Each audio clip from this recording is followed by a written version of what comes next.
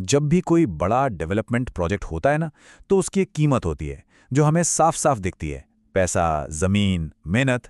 लेकिन क्या कभी हमने उस कीमत के बारे में सोचा है जो दिखाई ही नहीं देती? आज हम प्रकृति की धमनियों यानी हमारी नदियों को मोड़ने की उसी छिपी हुई कीमत को समझने की कोशिश करेंगे। ये लाइन अपने आप में बहुत कुछ कहती है। प्रकृति आपको वार्निंग नहीं देती, वो सीधा नतीजा दिखाती है। और यही सच हमारी आज की चर्चा का बिल्कुल केंद्र है, इंसान का दखल और प्रकृति का जवाब। तो आखिर ये अदृश्य कीमत है क्या? चलिए इसको जरा और गहराई से समझते हैं। देखिए, ये कीमत सिर्फ कुछ पेड़ों के कटने या कुछ जानवरों के मारे जाने तक की नहीं है। ये कीमत एक पूरे इकोसिस्टम के बिखरने की है, एक ऐसी तबाही की है जिसे हम अक्सर नज़रअंदाज कर देते हैं। देखिए, हमारी सबसे बड़ी गलती शायद यही से शुरू होती है। हम नदी को क्या समझते हैं और वो असल में क्या है, इस एक बुनियादी सवाल में ही सारी समस्या की जड़ छुपी हुई है। ये जो हमारी सोच का फर्क है ना, सारी समस्या की जड़ यही है। हम नदी को कैसे देखते हैं? आंकड़ों में, लीटर्स में, क्यूसेक में, प्रोजेक्ट रिपोर्ट्स के पन्नों में। लेकिन असलियत में नदी क्या है? वो एक जीवित तंत्र है।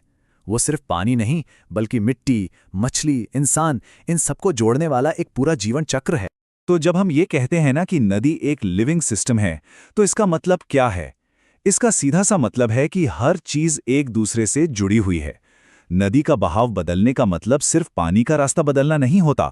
इसका असर मछलियों के घर पर, खेतों की मिट्टी की सेहत पर और इंसानों की रोजी रोटी पर, सब पर सीधे सीधे पड़ता है। मतलब एक कड़ी टूटी और पूरी चेन बिखर जाती है।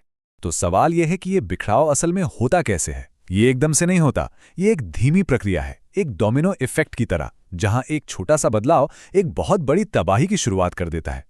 अक्सर सुनने में आता है, अरे बस थोड़ा सा पानी ही तो मोड़ा है। लेकिन असल में होता क्या है? नदी की स्पीड बदल जाती है।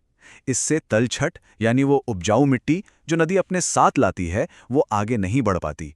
खेतों को उपजाऊ बनाने वाला जो बाढ़ का एक नेचुरल साइकिल है, वो टूट जाता है। और यहीं से हम उस अदृश्य कीमत को चुकाना शुरू कर देते हैं। और ये लाइन देखिए, ये सच में हमें झकझोर देती है। नदी के अंदर का जो जीवन है ना, वो बहुत चुपचाप खत्म हो जाता है। बांधों और नहरों की वजह से मछलियां अपना रास्ता भटक जाती हैं। उनकी प्रजातियां धीरे धीरे खत्म होने लगती हैं और हमें इसका पता तब तक नहीं चलता जब तक पूरी की पूरी नदी ही खाली ना हो जाए। सोचिए, नदी की शुरुआत में किया गया एक छोटा सा बदलाव उसके अंत तक, मतलब डेल्टा तक, कितना बड़ा असर डालता है।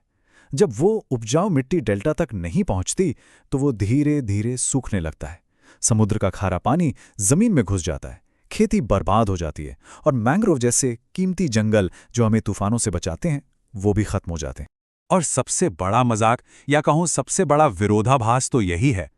इन प्रोजेक्ट्स के लिए हजारों हेक्टेयर जंगल साफ कर दिए जाते हैं। वही जंगल जो बारिश लाते हैं, मिट्टी को बहने से रोकते हैं और नदियों को जिंदा रखते हैं। मतलब हम नदी को बचाने के लिए उसी चीज को खत्म कर रहे हैं जो उसे असल में जीवन देती है। तो अभी तक तो हमने बात की पर्यावरण पर होने वाले असर की, लेकिन इसकी एक बहुत बड़ी इंसानी कीमत भी है, जिसे अक्सर विकास के शोर में दबा दिया जाता है या अनसुना कर दिया जाता है। कागजों पर हर प्रोजेक्ट रिपोर्ट में ये लाइन एक वादे की तरह चमकती है। ये उन हजारों परिवारों से किया गया वादा है जिन्हें अपनी जमीन से हटाया जा रहा है। कागज पर तो ये बिल्कुल सही लगता है, लेकिन जमीनी हकीकत वो कुछ और ही कहानी कहती है। सच तो ये है कि पैसे से जमीन नहीं खरीदी जा सकती और ईंट पत्थर की कोई कॉलोनी कभी किसी के उजड़े हुए गांव की जगह नहीं ले सकती। जो खो जाता है वो सिर्फ जमीन का टुकड़ा नहीं होता, वो एक पूरी संस्कृति होती है, एक पहचान होती है। किसानों से क्या वादा किया जाता है कि बाढ़ से कंट्रोल मिलेगा, सिंचाई के लिए पानी मिलेगा। शॉर्ट टर्म में ये अच्छा लगता है, लेकिन लंबे समय में क्या होता है? प्राकृतिक बाढ़ से आने वाली उपजाऊ मिट्टी तो रुक जाती है, फिर किसानों को रासायनिक खाद पर निर्भर होना पड़ता है, जिससे धीरे धीरे मिट्टी की सेहत खत्म हो जाती है और खेती महंगी और जोखिम भरी बन जाती है। तो अब सवाल ये उठता है कि जिन हिसाब किताब के आधार पर इतने बड़े बड़े प्रोजेक्ट बनाए जाते हैं, कहीं वो खुद ही तो गलत नहीं है?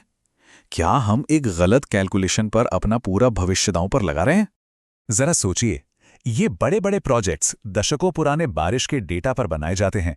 ये मानकर चला जाता है कि मॉनसून तो भाई हमेशा एक जैसा ही रहेगा। लेकिन क्या ऐसा है? क्लाइमेट चेंज इस पूरे हिसाब किताब को ही गलत साबित कर रहा है। बारिश अब पहले जैसी नहीं रही, तो हम एक स्थायी नुकसान कर रहे हैं, एक ऐसे फायदे के लिए जो अब पक्का है ही नहीं। और अक्सर हमें एक झूठी बहस में फंसा दिया जाता है, विकास बनाम पर्यावरण, जैसे हमें दोनों में से किसी एक को चुनना हो। लेकिन सच तो ये है कि ये कोई चॉइस है ही नहीं। अगर पर्यावरण नहीं बचेगा तो विकास टिक ही नहीं सकता।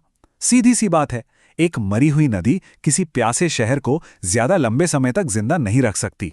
तो ठीक है, अगर ये रास्ता गलत है तो फिर सही रास्ता क्या है? अब वक्त है कि हम सिर्फ आलोचना ना करें, बल्कि समाधानों पर भी बात करें, उन विकल्पों पर जो शायद हमारी नजरों से ओझल रहे हैं। तो हमें सबसे पहले खुद से ये सवाल पूछना होगा, क्या पानी की हर समस्या का, हर सूखे का बस एक ही जवाब है, नदी को मोड़ दो? या फिर कुछ और भी तरीके हो सकते हैं? विकल्प हैं, और वो अदृश्य नहीं है, बस उन्हें अक्सर अनदेखा कर दिया जाता है। शहरों में रेन वाटर हार्वेस्टिंग, जिससे लाखों करोड़ों लीटर पानी बचाया जा सकता है। छोटी स्थानीय नदियों को फिर से जिंदा करना ताकि बड़ी नदियों पर बोझ कम हो। और सबसे जरूरी, पानी का बेहतर मैनेजमेंट, पाइपलाइन के लीकेज को रोकना और ऐसी फसलें उगाना जिनमें पानी कम लगता हो। ये उपाय न सिर्फ कम खर्चीले और कम विनाशकारी हैं, बल्कि ये हमें एक ज्यादा बेहतर भविष्य की ओर ले जाते हैं। और आखिर में शायद सबसे खतरनाक चीज, जब हम ये सब देखते हैं और ये कहकर चुप हो जाते हैं कि अरे ये तो विकास के जरूरी था, तो हमारी यही चुप्पी भविष्य की सबसे बड़ी गलती बन जाती है और हम सब उस गलती में भागीदार बन जाते हैं। तो इस पूरी बातचीत से हमें क्या सीख मिलती है? शायद यही कि हमें अपने अहंकार को थोड़ा कम करने की जरूरत है। हमें ये समझने की जरूरत है कि हम प्रकृति के मालिक नहीं, सिर्फ उसका एक हिस्सा हैं। और कभी-कभी प्रकृति को जीतने की कोशिश करने के बजाय उसे बस उसके हाल पर छोड़ देना ही सबसे बड़ी समझदारी है।